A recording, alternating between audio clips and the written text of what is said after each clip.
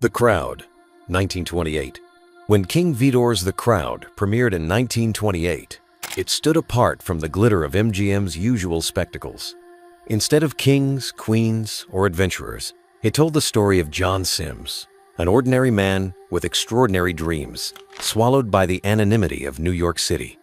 The film follows John's youthful optimism, his marriage to Mary, and his struggle to find meaning as he toils away in a vast office, just one of hundreds of identical clerks. His personal triumphs and tragedies unfold against the backdrop of a metropolis that barely notices his existence. It was a strikingly modern story for its time about ambition, disillusionment, and the quiet resilience of everyday people. Audiences expecting escapism found it too somber, though critics praised its artistry. Vidor received an Academy Award nomination for Best Director, but MGM, wary of the downbeat tone, did little to promote it. With the arrival of sound films, The Crowd quickly faded from public memory, surviving mainly in film archives and the admiration of scholars. Yet its themes feel more relevant than ever. The endless rows of clerks in the film could easily be mirrored today by the glowing screens of office cubicles. The same questions endure. Does my life matter in the rush of the modern world? Can love and family survive the weight of disappointment? A modern remake could explore these universal struggles in the digital age, where anonymity is not just in the city streets, but in the vastness of online life. Issues of work-life balance, mental health, and the search for meaning would only deepen its emotional impact today. King Vidor once said, "If I could only be remembered for one picture." Red Dust, 1932. In the early 1930s, Hollywood was still experimenting with how far it could push storytelling before the strict production code set in. Few films capture that daring spirit better than Red Dust, 1932, a drama set in the sweltering jungles of French Indochina. Directed by Victor Fleming and starring Clark Gable, Jean Harlow, and Mary Astor, it was equal parts exotic adventure and intimate character drama. The story centers on Dennis Carson, a tough plantation overseer played by Gable. His rugged lifestyle is disrupted when Vantine, a wisecracking woman portrayed by Jean Harlow, arrives seeking shelter. Later, the refined Barbara Willis, Mary Astor, appears with her husband, setting off a tense triangle of attraction, jealousy, and betrayal. The film explored not just romance, but also the clash of class, morality, and survival in a harsh, unfamiliar environment. At the time, audiences were captivated by its boldness. Harlow's performance in particular, mixing humor with raw emotion, cemented her as one of the era's brightest stars. Yet the movie also drew controversy for its frankness and depictions of sexuality elements that later films would be forced to soften once censorship rules tightened. A remake in 1953, Mogambo, transposed the story to Africa, but even that version couldn't capture the original's audacity. Today, Red Dust could thrive as a remake. Beyond its romantic tensions, it offers timeless themes. The battle between passion and duty, the struggle to find dignity in unforgiving surroundings, and the destructive power of jealousy. A new version could also explore the colonial backdrop with greater sensitivity, highlighting voices and perspectives overlooked in the 1932 original. Jean Harlow once remarked about her role, "I wasn't just playing a vamp, I was showing a woman's fight to survive." The Good Earth, 1937. When The Good Earth was released in 1937, it carried the weight of a bestseller, adapted from Pearl S. Buck's Pulitzer Prize-winning novel. The film was MGM's ambitious attempt to tell a story about rural China, its struggles, traditions, and resilience against famine and hardship. Directed by Sidney Franklin, with uncredited work from Victor Fleming and Gustave Machety, it was one of the studio's most sweeping productions of the decade. The film follows Wang Lung, a humble farmer played by Paul Muni, and his wife Olan, portrayed by Louise Rayner. Their lives are shaped by the cycles of the land, seasons of bounty, years of famine, and the constant hope of survival. At its core, the story is about endurance, the ability of a family to weather adversity through loyalty and perseverance. Upon release, critics praised its scope and emotional power. Louise Rayner's delicate, heartbreaking performance won her the Academy Award for Best Actress, and the film also earned the Oscar for Best Cinematography. Yet, despite its success, The Good Earth has since been overshadowed. Its use of American and European actors in Central Asian roles, while common at the time, has drawn understandable criticism. Modern audiences often see the casting as a product of Hollywood's blind spots, rather than a celebration of cultural authenticity. And yet, the heart of the story remains powerful. Themes of family bonds, survival against nature, and the dignity of ordinary life are universal. A modern remake could restore the story's original intent, this time with authentic casting and a stronger cultural voice. It could highlight not only the struggles of one farming family, but also the timeless relationship between humanity and the land. Reflecting on the film years later, Louise Rayner admitted she felt her role was more about silence than words. "It was what I didn't say that mattered. That quiet strength is what gives the good earth its emotional weight." Random Harvest, 1942. Few wartime films balanced romance and tragedy as gracefully as Random Harvest, 1942.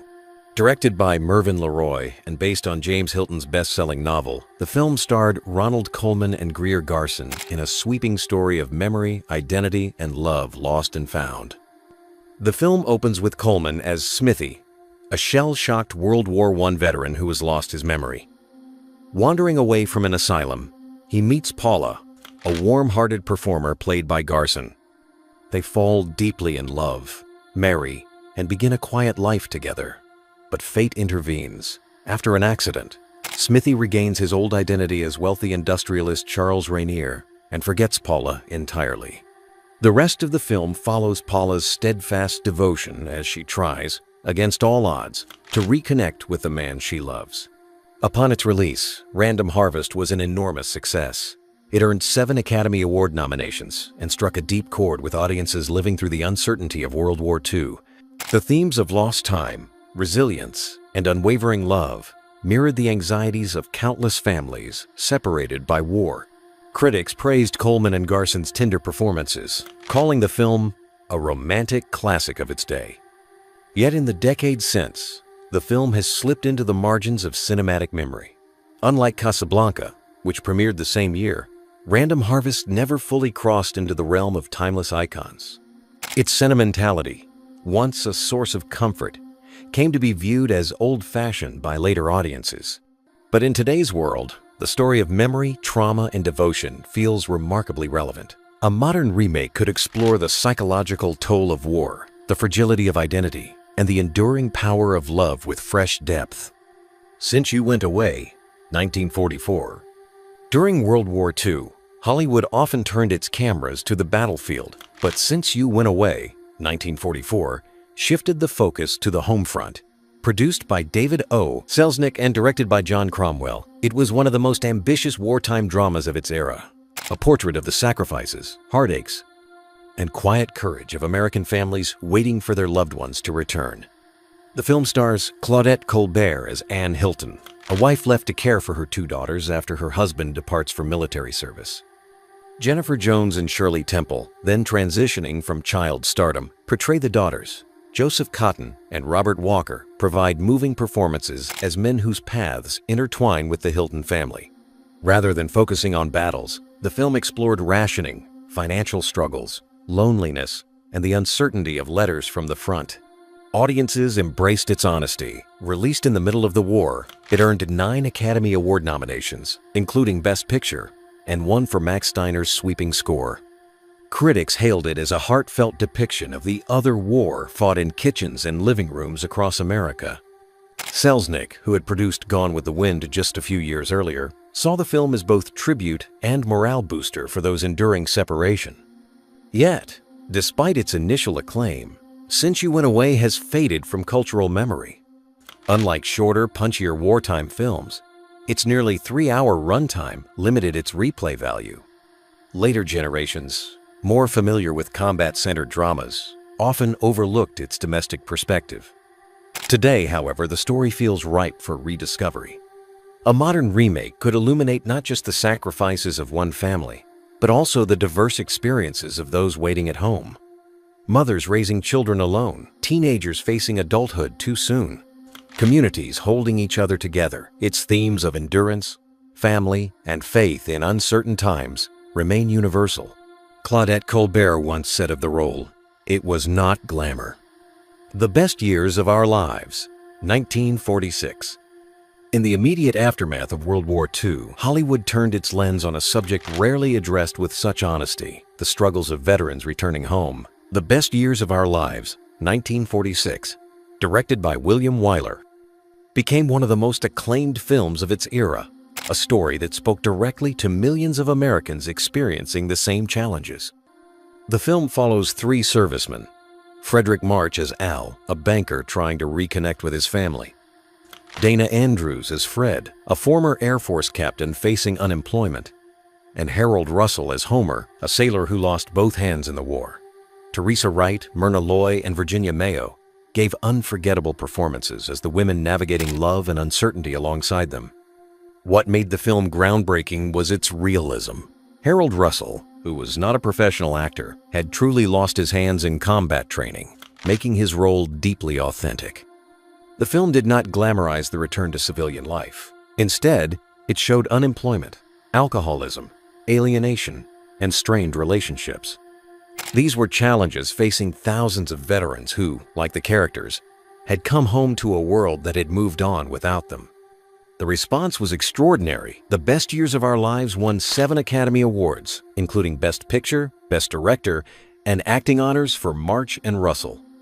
It also became a massive box office success, striking a universal chord in post-war America. Yet, despite its legacy, it is not often revisited by modern audiences, overshadowed by other war-themed classics. A modern remake could offer fresh relevance. Today's veterans face many of the same struggles: reintegration, trauma, financial instability, and such a story could highlight their resilience while fostering empathy. With contemporary storytelling tools, it could reach new audiences without losing the humanity that defined the original. Nightmare Alley, 1947. Some films are simply ahead of their time, and Nightmare Alley, 1947, is one of them. Directed by Edmund Goulding and adapted from William Lindsay Gresham's dark novel, the film was a daring exploration of ambition, deceit, and moral collapse. It starred Tyrone Power, best known then for his swashbuckling hero roles, who shocked audiences by portraying the deeply flawed anti-hero Stanton Carlyle. The story follows Stanton, a carnival worker who learns the tricks of mentalism and psychic cons. Using charm and manipulation, he climbs from sideshow tents to glittering ballrooms, convincing the wealthy that he can speak with the dead. But as his ambitions grow, so too does his downfall. In the film's haunting climax, the once celebrated Stanton is reduced to a carnival geek, a broken man exploited for survival. When it premiered, audiences were unsettled. Tyrone Power's fans resisted seeing their matinee idol in such a grim role, and critics found its darkness unpalatable in the optimistic post-war era. The studio, nervous about its bleakness, gave it only modest promotion. As a result, Nightmare Alley faded quickly, becoming a forgotten entry in Hollywood's catalog. Yet, with hindsight, the film is remarkable. Its themes of greed, deception, and the hunger for power resonate strongly in today's world. The story asks hard questions. How far will a person go to escape obscurity? And what does success mean if it rots the soul? In 2021, Guillermo del Toro directed a new adaptation, proving the story's lasting power. But the original retains a rawness and psychological intensity worth rediscovering. Tyrone Power himself believed Nightmare Alley to be his finest performance, even though it was overlooked in his lifetime. Looking back, one critic wrote, "It was Hollywood's bravest attempt to confront the darkness within the American dream. Forgotten for decades, Nightmare Alley is not merely a relic of noir cinema, it is a timeless, cautionary tale." The Snake Pit, 1948.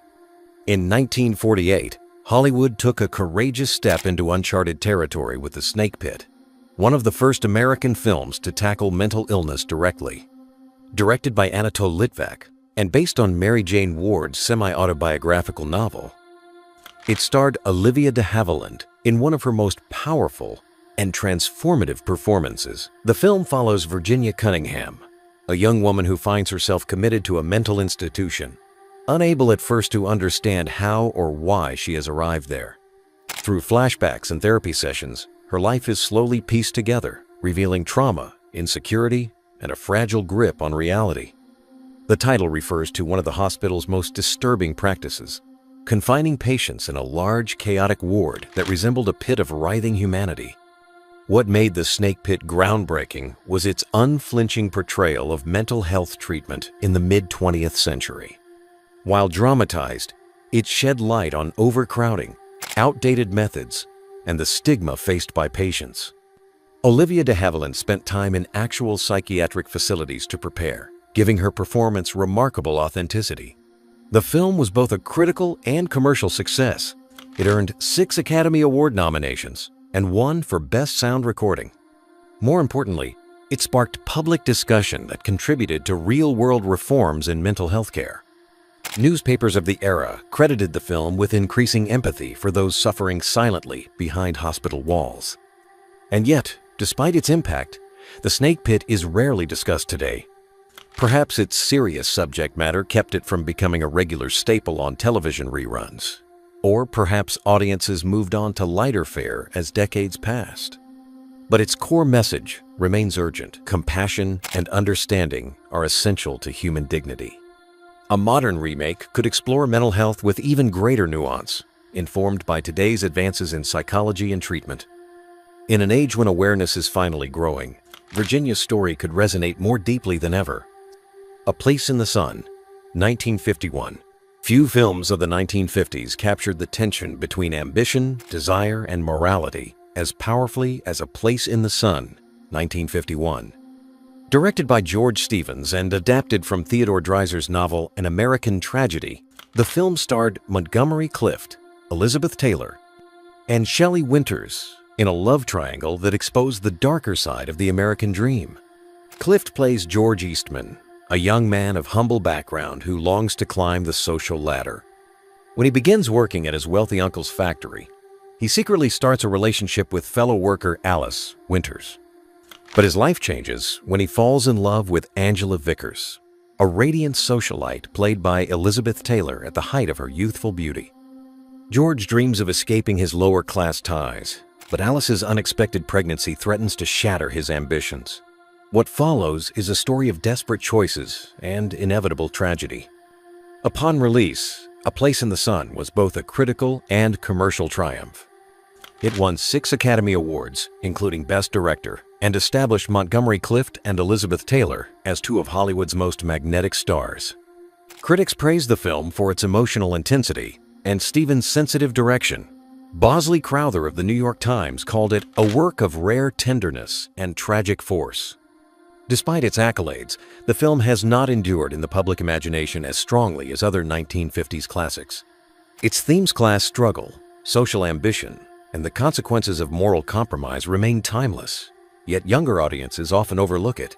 A modern remake could highlight these very issues in a contemporary context. The pressures of economic inequality, the pursuit of status, and the allure of wealth are as relevant today as they were in 1951. With updated storytelling, George Eastman's conflict could serve as a stark reminder of how ambition can blind us to compassion. The Big Heat, 1953. Film noir reached one of its most searing expressions in Fritz Lang's The Big Heat, 1953. A crime drama that stripped away glamour and confronted the brutality of corruption and violence. Starring Glenn Ford, Gloria Graham, and Lee Marvin, it was a film that dared to show the cost of justice in a world poisoned by greed. The story follows Detective Dave Banyan, Ford, an honest cop investigating the apparent death of a fellow officer. His inquiry uncovers a web of corruption linking police, politicians, and organized crime. When his wife is killed in a car bombing meant for him, Banyan embarks on a relentless quest for justice, driven by grief and moral outrage. Along the way, he forms an uneasy alliance with Debbie Marsh, Graham, the abused girlfriend of a mobster, played chillingly by Lee Marvin. What set The Big Heat apart was its unflinching depiction of violence. In one of the film's most infamous scenes, Marvin's character throws scalding coffee in Debbie's face, an act shocking for its time. Yet beneath the violence lay a story of moral clarity, the idea that standing against corruption often comes with devastating personal cost. Critics praised Lang's taut direction and the raw performances, particularly Graham's tragic portrayal of Debbie. The film was both a commercial success and a critical milestone in noir, influencing later crime dramas with its hard-edged realism. Still, It never reached the mainstream recognition of titles like Double Indemnity or The Maltese Falcon. Today, The Big Heat could thrive as a remake, not only for its gripping crime story, but also for its themes of institutional corruption, grief, and resilience. In an era when public trust in authority is often questioned, Banyan's fight for justice feels as urgent as ever.